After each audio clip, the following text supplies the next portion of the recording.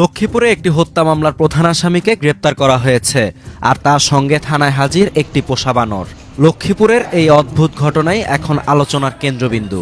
4 মে রায়পুরের একটি হত্যা মামলার প্রধান আসামি গিয়াসউদ্দিনকে গ্রেপ্তার করে পুলিশ। চাঁদপুরের ওয়্যারলেস এলাকা থেকে তাকে আটক করা হয়।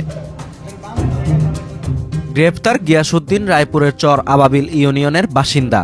অভিযোগ অনুযায়ী গত শুক্রবার রাতে কিশোর অটোরিকশা চালক রাজীবকে হাতুড়ি দিয়ে মাথায় আঘাত করে হত্যা করা হয়।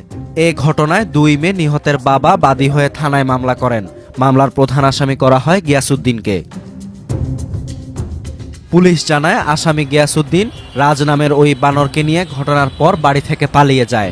তাকে সেই পোষা বানরটি সহ গ্রেপ্তার করা হয়েছে। বানরটি বর্তমানে থানা হেফাজতে রয়েছে। সেটি বন বিভাগের কাছে হস্তান্তর করা হবে। এদিকে থানায় আনার পর পোষা বানর রাজ যেন মুহূর্তেই সবার দৃষ্টি কাড়ে। থানার ভেতরে ছোটাছুটি করতে দেখা যায়, কখনো এক কক্ষ থেকে আরেক কক্ষে ছুটে বেড়াচ্ছে, কখনো চেয়ার টেবিলের ওপর উঠে বসছে। পুলিশ সদস্যরা তাকে সামলাতে ব্যস্ত হয়ে পড়েন।